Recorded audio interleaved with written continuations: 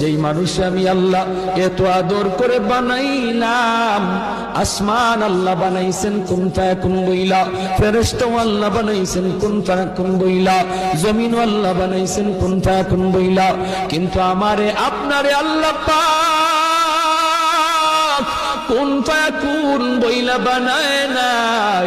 আমাকে আপনাকে যখন আল্লাহ বানাইছে, খালাকতু বিয়াদাইয়া, আল্লাহ বলে আমি আমার নিজের হাত দিয়া বান্দা বান্দিরে বানাইছি।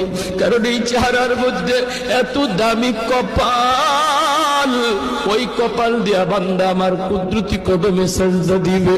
এই কপালটার এত দাম, এই কপাল কুন ফায়াকুন বললে হয় না, এই কপাল ফেরেশতাদের হাতে বানাইলেও হয় না, আমি আল্লাহ নিজের হাতে বানাইছি।